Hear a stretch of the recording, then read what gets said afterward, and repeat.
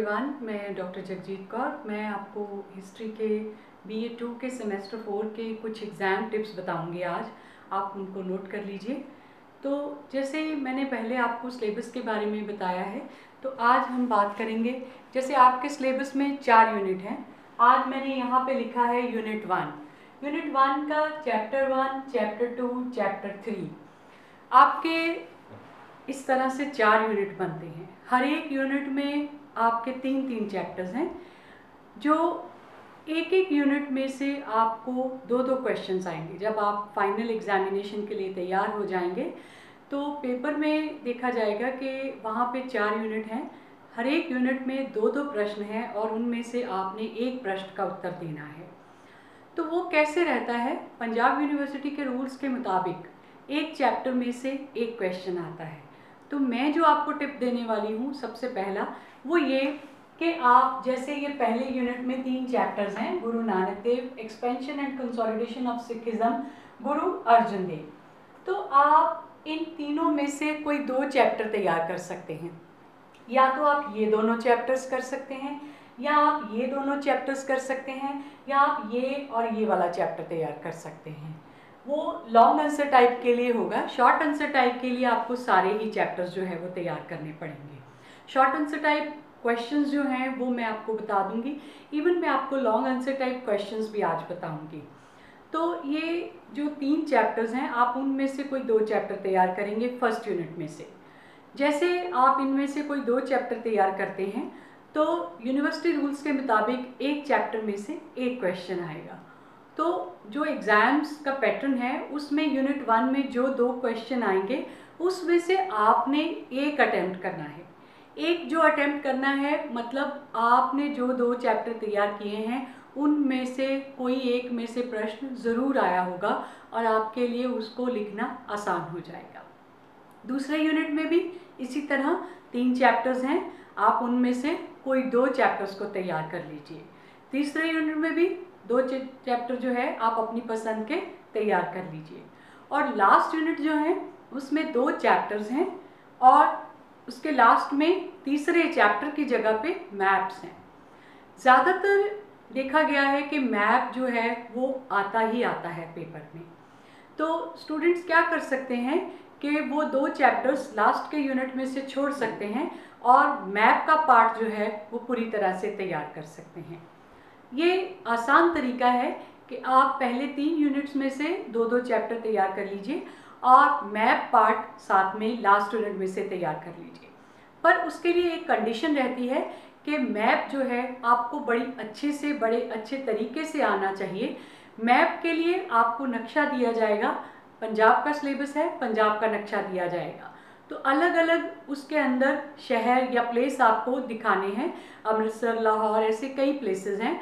वो एक डॉट लगा के आपने नक्शे में दिखाने हैं और उनके बारे में 5-6 लाइन का एक्सप्लेनेशन देना है।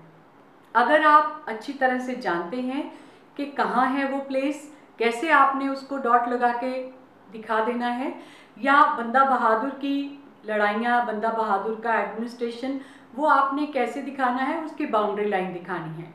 अगर आप मैप को अच्छे से कर सकते हैं तो दोनों चैप्टर्स आप छोड़ के मैप की तैयारी कर सकते हैं। तो इससे आपका सिलेबस जो है बिल्कुल कट शॉर्ट हो जाएगा। 6 चैप्टर्स और मैप ये तैयार कर लेंगे तो एग्जाम्स के लिए आप पूरी तरह से तैयार हो जाएंगे। और अब मैं आपको लॉन्ग आंसर टाइप क्वेश्चंस बताऊंगी। यूनिट 1 चैप्टर 1 गुरु नानक देव, इसके जो लॉन्ग आंसर टाइप क्वेश्चंस बनते हैं, right a note on the life and teachings of गुरु नानक देव। गुरु नानक देव के जन्म और शिक्षाओं का वर्णन करें। दूसरा क्वेश्चन जो है, डिस्क्राइब द कॉन्सेप्ट ऑफ लंगर, संगत एंड गुरुगद्दी। गुरुगद्दी, लंगर और संगत के बारे में व्याख्यान करें।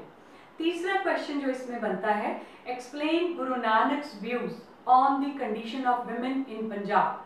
पंजाब में स्त्रियों की दशा के ऊपर गुरु नानक देव जी के विचारों का वर्णन करें।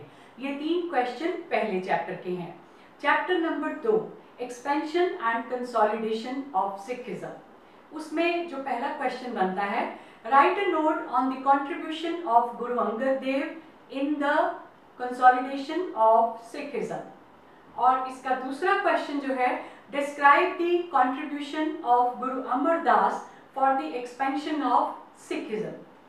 थर्ड क्वेश्चन जो है, explain Guru Ramdas contribution for the expansion and consolidation of Sikhism in Punjab. ये दूसरे चैप्टर के क्वेश्चंस हैं। अब थर्ड चैप्टर जो है उसमें गुरु अर्जन देव जी हैं, गुरु अर्जन देव। उसका फर्स्ट जो क्वेश्चन बनता है, describe the contribution of Guru Arjan Dev for the growth and development of Sikhism. Guru Arjan Dev ji का योगदान बताएं, किसके लिए? सिखिज्म के ग्रोथ के लिए और उसके डेवलपमेंट के लिए। सेकंड क्वेश्चन जो इस चैप्टर का है, एक्सप्लेन द कंपाइलेशन ऑफ आदि ग्रंथ बाय गुरु अर्जन देव। गुरु अर्जन देव के द्वारा आदि ग्रंथ के संकलन का वर्णन करें। Third question, explain the causes and significance of the martyrdom of Guru Arjan देव। गुरु अर्जन देव जी की शहीदी के कारण और उनके महत्व बताएं। उसके बाद में chapter number 4, chapter 4, development of Sikhism, Sikh धर्म का विकास। इसका पहला क्वेश्चन है, write a note on the new policy of Guru Hargobind. गुरु हरगोबिंद जी की नई नीति के ऊपर एक नोट लिखें। कई बार ये क्वेश्चन दूसरी तरह से आ जाता है, describe the policy of Miri and Piri of Guru Hargobind. गुरु हरगोबिंद जी की मीरी और पीरी की नीति का व्याख्यान करें। दूसरा क्वेश्चन जो इसमें बनता है, describe the causes and significance of the martyrdom of Guru Tegh Bahadur. Guru Tegh Bahadur ji की शहीदी के कारण और उनके महत्व बताएं। उसके बाद में हमारे पास है चैप्टर नंबर 5। चैप्टर नंबर 5 जो है, क्रिएशन ऑफ खालसा, खालसा की स्थापना। उसमें पहला क्वेश्चन जो बनता है, write a note on the circumstances leading to the foundation of Khalsa Panth. Khalsa पंथ की स्थापना के लिए जिम्मेदार कारणों का वर्णन करें। दूसरा क्वेश्चन जो इसमें है, describe the new injunctions and symbols of Khalsa. तीसरा क्वेश्चन जो है, explain the post Khalsa activities of Guru Gobind Singh. गुरु गोबिंद सिंह के द्वारा किए गए काम कब के? खालसा की स्थापना के बाद के। ये 3 क्वेश्चन है इस चैप्टर नंबर 6, बंदा सिंह बहादुर। इस चैप्टर का फर्स्ट क्वेश्चन जो बनता है, describe the establishment of independent rule by बंदा सिंह बहादुर इन पंजाब। बंदा सिंह बहादुर के द्वारा पंजाब में एक आज़ाद राज्य की स्थापना का वर्णन करें। दूसरा क्वेश्चन जो है, write a note on the socio economic transformation in Punjab under बंदा सिंह बहादुर। बंदा सिंह बहादुर के अधीन पंजाब में सामाजिक आर्थिक बदलाव लिखें। उसके बाद में chapter number 7, Punjab under Ranjit Singh. इसका फर्स्ट क्वेश्चन जो बनता है, write a note on the civil and military administration of Ranjit Singh. Ranjit Singh के सैनिक और स्थानीय प्रशासन के बारे में नोट लिखें। उसके बाद में दूसरा क्वेश्चन जो है, describe the land revenue system at the time of Maharaja Ranjit Singh. Maharaja Ranjit Singh के समय भूमि व्यवस्था का वर्णन करें। तीसरा प्रश्न जो है, explain the Anglo Sikh relations up to 1839। 1839 तक अंग्रेजों और सिखों के रिश्ते के बारे में लिखें। उसके बाद में है चैप्टर नंबर 8, ब्रिटिश रूल, अंग्रेजी राज्य। इसका पहला जो क्वेश्चन बनता है, explain the circumstances leading to the annexation of Punjab. Punjab के विलय के लिए जिम्मेदार कारण। इसका दूसरा क्वेश्चन जो बनता है, write a note on the board of administration in Punjab. Punjab में बोर्ड ऑफ एडमिनिस्ट्रेशन के ऊपर एक नोट लिखें। इसको प्रशासनिक बोर्ड भी कहते हैं, जो अंग्रेजों ने चलाया था पंजाब में।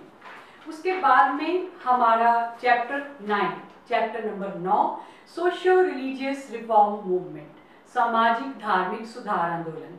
इसका पहला जो क्वेश्चन बनता है, write a note on the Nirankari movement in Punjab. दूसरा क्वेश्चन जो है, describe the Namdhari movement in Punjab. तीसरा क्वेश्चन जो है, explain the Singh Sabha movement in Punjab. ये 3 क्वेश्चंस हैं जो ये 9वें चैप्टर के हैं। Chapter number 10, the faces of freedom struggle.